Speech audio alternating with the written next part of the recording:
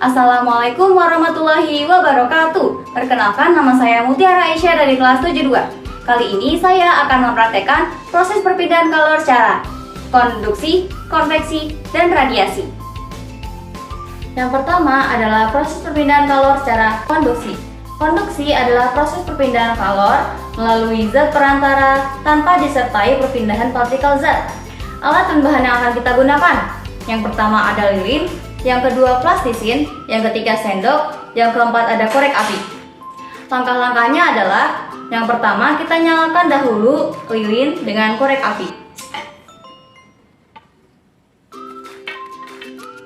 Setelah lilin menyala, langkah kedua, kita tempelkan plastisin ke ujung sendok.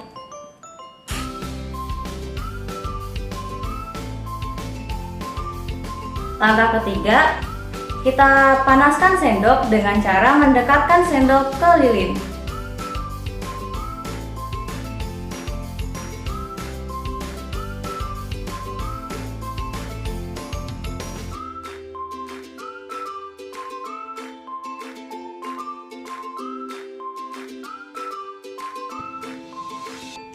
Dari percobaan ini, pertanyaannya adalah apa yang terjadi pada plastisin ketika sendok dipanaskan?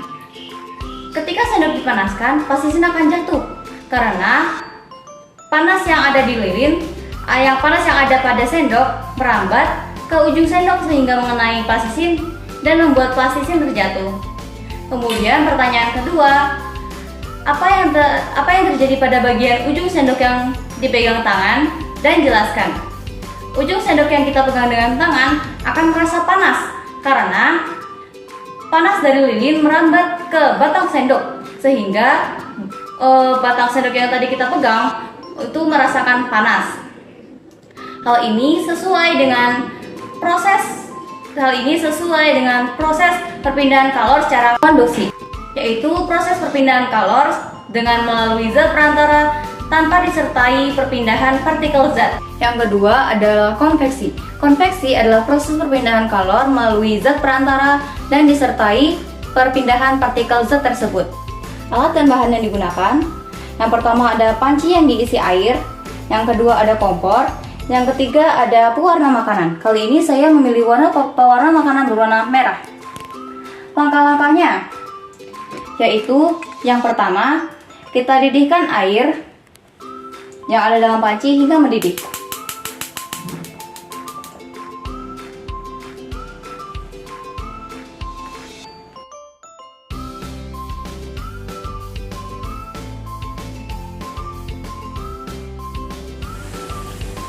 Setelah air mendidih, kita teteskan beberapa tetes pewarna makanan ke dalam air mendidih.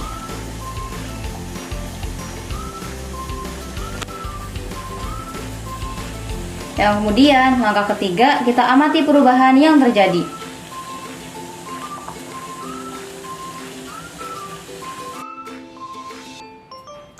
Dari percobaan tersebut, pertanyaannya adalah bagaimana keadaan buih-buih air ketika dididihkan, dan bagaimana keadaan pewarna makanan ketika diteteskan ke dalam air mendidih, dan jelaskan.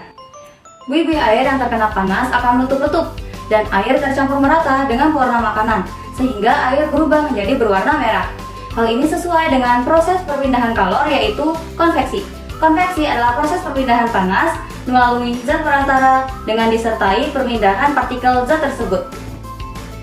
Yang ketiga, kita akan melakukan perpindahan kalor secara radiasi. Radiasi adalah perpindahan kalor tanpa melalui zat perantara. Bahan yang akan kita gunakan, yang pertama adalah kain putih, yang kedua kain hitam, yang ketiga di sini adalah ada air, lalu yang keempat adalah sinar matahari.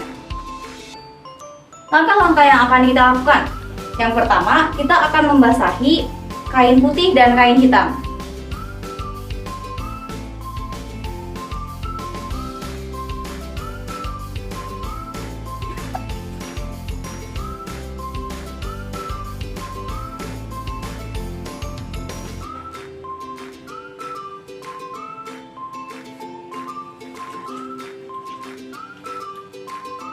Kemudian langkah selanjutnya kita akan menjemur kedua kain ini secara bersamaan selama beberapa menit.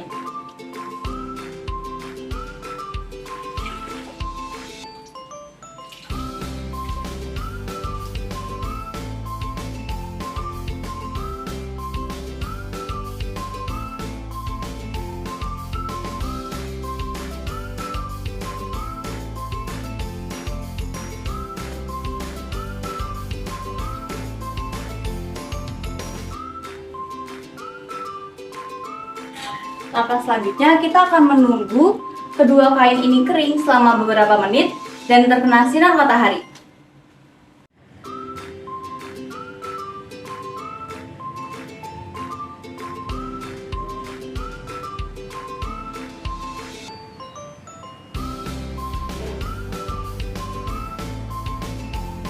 Setelah beberapa menit, kita bisa lihat di sini kain hitam sudah kering. Sedangkan kain putih masih basah. Dari percobaan berikut, pertanyaannya adalah benda warna apakah yang lebih mudah menyerap kalor? Dan jelaskan. Jadi, benda yang lebih mudah menyerap kalor dan cepat kering adalah benda yang berwarna hitam atau kain berwarna hitam dibandingkan kain berwarna putih. Karena warna hitam menyerap semua panjang gelombang cahaya dan tidak memantulkannya. Dan sehingga warna hitam menyerap lebih banyak panas. Hal ini sesuai dengan perpindahan kalor secara radiasi, yaitu perpindahan kalor tanpa melalui zat perantara. Sedangkan warna putih memantulkan cahaya. Demikian praktek proses perpindahan kalor secara konduksi, konveksi, dan radiasi. Kurang lebihnya saya mohon maaf. Wabillahi taufiq wal hidayah. Wassalamualaikum warahmatullahi wabarakatuh.